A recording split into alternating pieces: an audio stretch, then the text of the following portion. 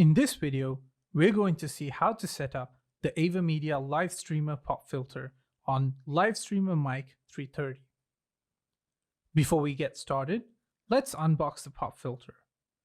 Inside the box, you get a metal mesh, the shaft, a plastic mount, a silicone mount, 2 Phillips head screws, a Phillips head screwdriver, and a quick start guide. The installation is simple.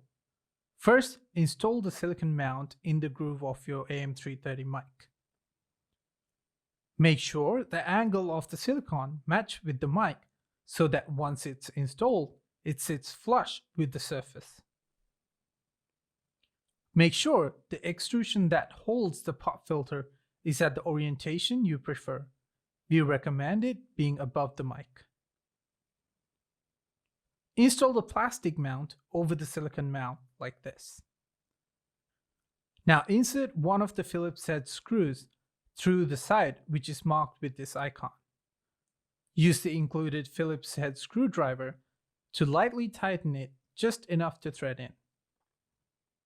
Now connect the shaft and the pop filter together. Once fully tightened, it can be inserted to the mounting mechanism we just installed on the AM330. Using the Phillips screwdriver, tighten the screw further to make sure the pop filter is securely held in place. And that is how you quickly install the LiveStreamer pop filter to the LiveStreamer Mic 330.